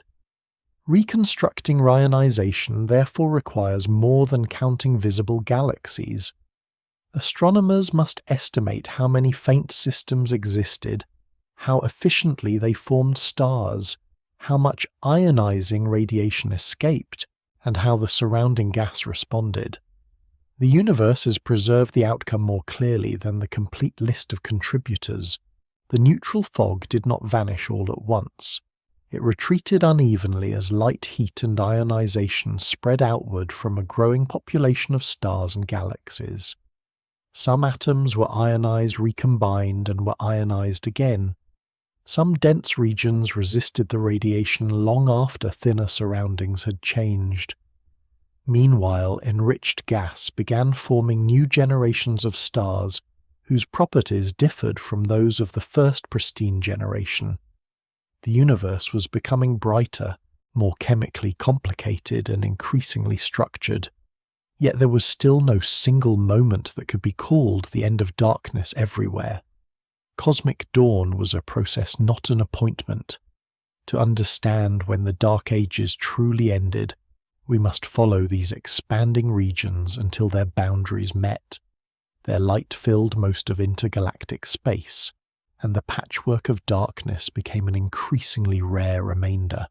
The Dark Ages did not end everywhere at the same moment. By the time the first stars and galaxies had begun shining, the universe had become a patchwork of very different environments. Close to luminous objects, energetic ultraviolet radiation separated electrons from hydrogen atoms and created expanding regions of ionized gas. Farther away, most hydrogen remained neutral cold and largely untouched. From inside one of the illuminated regions, cosmic dawn had already arrived. Beyond its boundary, the older darkness continued. These boundaries expanded at different rates because the sources producing them were not identical, and the surrounding gas was not evenly distributed. A compact group of hot stars might transform a low-density region relatively quickly, while a thick concentration of hydrogen absorbed photons and remained neutral for longer. The end of the Dark Ages was therefore not a curtain rising across one universal stage. It was more like dawn reaching an uneven landscape, touching high ground first while deep valleys remained in shadow. Even this comparison has limits because cosmic dawn spread through three-dimensional space from countless sources rather than moving from one horizon. As early galaxies formed additional stars, their ionized regions grew larger. Some galaxies produced light rapidly for a time and then became quieter. Others formed stars in repeated episodes. Radiation escaped more easily from galaxies whose gas had been disturbed or cleared by stellar winds and explosions, while dense clouds trapped a greater fraction of the ionizing photons. The smallest galaxies may have been important because they were numerous, but many were too faint to observe directly, even with powerful telescopes. Larger galaxies were easier to detect and produced more total light, yet brightness alone does not reveal how much of their ultraviolet radiation reached intergalactic space. Astronomers must therefore estimate not only how many galaxies existed, but how efficiently they formed stars and how freely their radiation escaped. Accreting black holes may have contributed as well, particularly through energetic radiation capable of travelling long distances.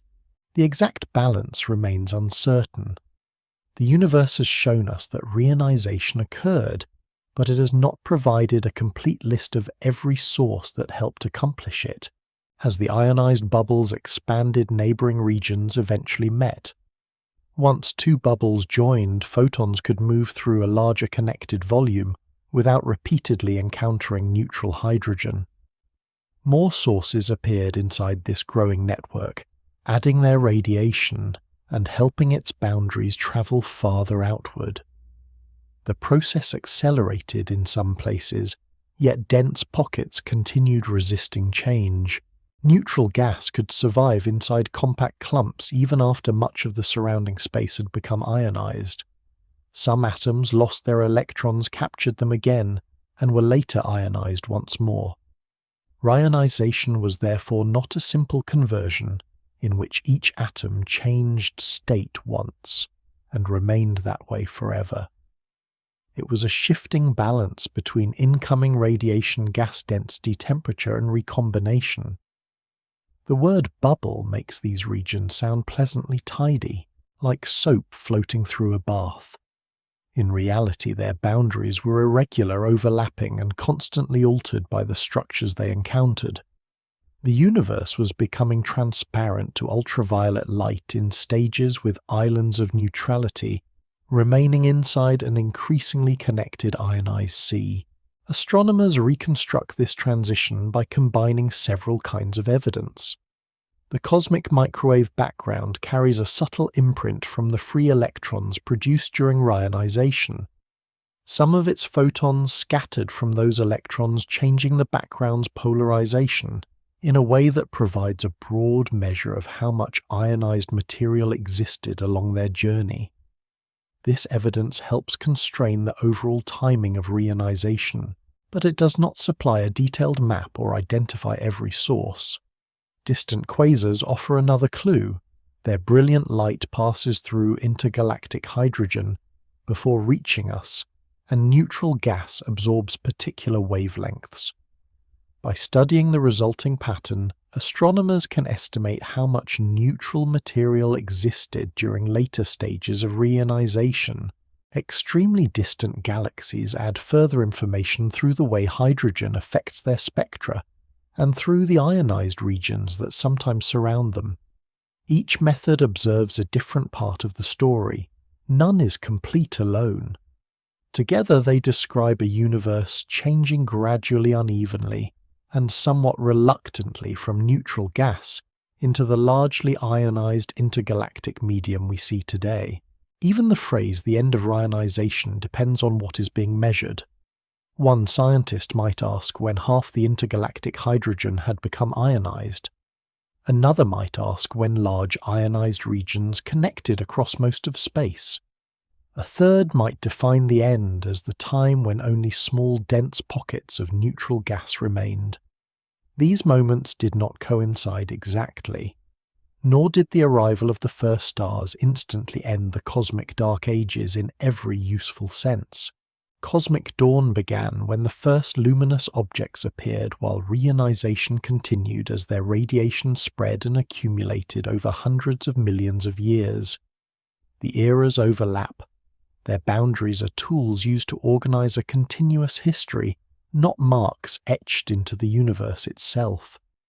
As new observations improve, estimates of their timing and duration can be refined. This does not mean the basic picture is unstable. The evidence strongly supports an extended patchy transformation. What remains uncertain is the detailed sequence which sources dominated, how rapidly different regions changed. and how much neutral hydrogen survived at each stage. By the later phases of reionization, galaxies had become common enough, and their combined radiation strong enough that most intergalactic hydrogen no longer remained neutral. Light could travel through increasingly large regions without being absorbed by a widespread hydrogen fog. Yet neutral hydrogen did not disappear from the universe. It survived inside galaxies, dense clouds, and other places shielded from ionizing radiation. The change was not the removal of hydrogen, but the alteration of its state across most of the space between galaxies. The universe had moved from a starless darkness through scattered islands of first light into a cosmos where luminous structures were becoming part of the ordinary landscape. No final photon crossed a finish line. No last shadow announced that the dark ages were over. Darkness simply became less complete, less continuous, and less representative of the universe as a whole. We've now followed the story from the fading of the primordial glow to the formation of atoms from invisible dark matter structure to cooling hydrogen, and from the first collapsing clouds to expanding regions of light. The darkest era was not ended by one star, one galaxy, or one sudden sunrise.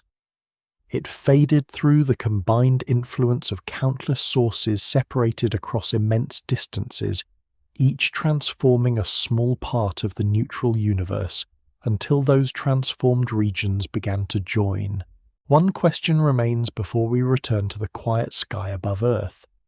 If the darkness was filled with radiation matter, chemistry, gravity, and construction, was it ever truly empty or inactive at all? The final answer lies not only in how the first light appeared, but in what the darkness had been doing long before anything began to shine. The darkest era in cosmic history was not a pause between more important events. It was one of the events. During the cosmic dark ages, the universe contained no confirmed stars, no mature galaxies, no planets, and no visible structures that a human eye could have used as landmarks. Yet hydrogen and helium were cooling inside expanding space. Dark matter was gathering into invisible halos. Slight differences in density were growing under gravity. Molecules were forming through sparse chemical reactions, allowing some gas clouds to release heat and contract. The darkness did not hide an inactive universe. It hid a universe whose most important processes had not yet learned to produce visible light. What was happening in the darkest place in the universe, matter was becoming structure. Structure was becoming clouds. Clouds were becoming stellar cores. The answer is quieter than an explosion and more consequential than emptiness. Some parts of this history are supported by strong evidence. Measurements of the cosmic microwave background show us a young universe that was extremely smooth, though not perfectly uniform. Those tiny irregularities provided the starting conditions from which later structure could grow.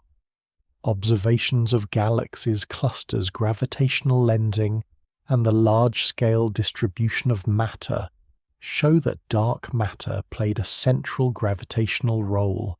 Atomic physics tells us how neutral hydrogen behaves, while simulations follow how primordial gas may collect inside early halos.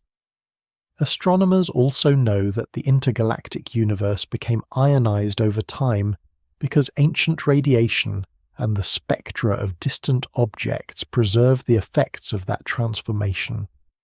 The broad sequence is secure, the hot universe cooled atoms formed, the background glow shifted beyond visible sight, gas-collected stars appeared, and their radiation gradually altered the neutral medium. The details are difficult, the direction of the story is not. Evidence also suggests a richer beginning than the simple image of one enormous first star appearing alone.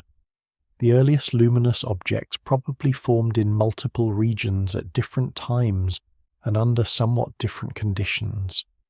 Many first-generation stars may have been hotter and more massive than typical stars born today, because primordial gas lacked the heavy elements and dust that now help star-forming clouds cool and fragment. Some early clouds may have produced binaries or small groups. Some stars may have collapsed into black holes, while others dispersed newly created elements into their surroundings. Young galaxies gathered these stars together, and their combined radiation helped ionize ever larger volumes of hydrogen. This picture is supported by physical models and by observations of the eras that followed, but it remains partly reconstructed. We see the consequences more clearly than the first actors themselves. Cosmic history has left us the footprints while the walkers remain just beyond the light. Several questions are still open. We do not know the exact moment when the first star began fusion, or whether another luminous source formed somewhere else almost simultaneously. We do not know the complete range of masses produced by the earliest stellar generation. The importance of early black holes, X-ray sources, magnetic fields, turbulence, and different cooling pathways is still being investigated. Astronomers have not yet recovered a complete three-dimensional map of neutral hydrogen throughout the Dark Ages, and the faint radio signal that could provide such a map remains buried beneath brighter foregrounds and instrumental complications. Even the boundaries between the Dark Ages' cosmic dawn and reionization depend on the definition being used. These uncertainties are not gaps into which any idea may be placed. They are measured limits around a well-supported framework. Science does not know everything about the darkness. It knows enough to understand that something remarkable was happening there. The darkness was also building the chemical future. The first stars began turning simple nuclei into heavier elements. Later generations added more distributing carbon, oxygen, silicon, iron, and many other materials through expanding clouds of gas.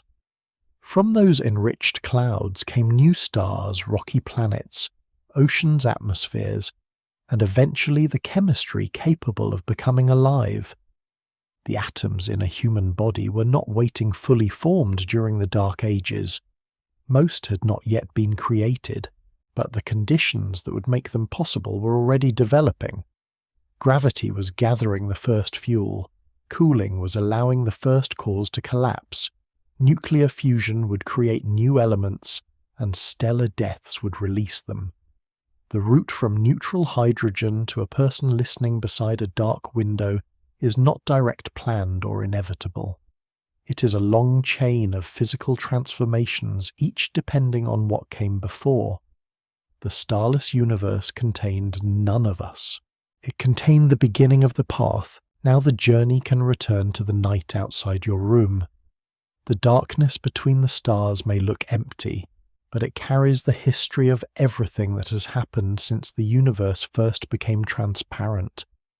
The cosmic microwave background still surrounds us, cooled into invisible radiation. Neutral hydrogen remains in galaxies and distant clouds. Dark matter continues shaping the motions of luminous structures. Every visible star belongs to a universe that spent part of its youth without stars at all.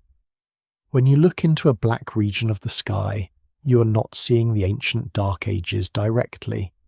You are seeing a modern universe filled with light too faint, too distant, or too red-shifted for your eyes.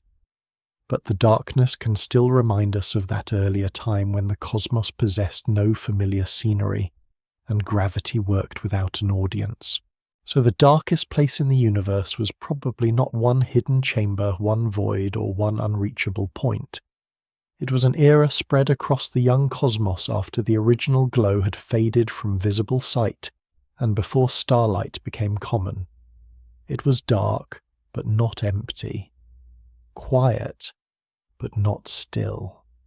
Simple, but already changing. The first stars did not arrive from outside that darkness. They were made by it, assembled from the gas that cooled within it and guided by the gravity that had been shaping it all along. The darkness was not defeated by light. it became light, and now beyond the window the stars may continue shining without requiring anything more from you.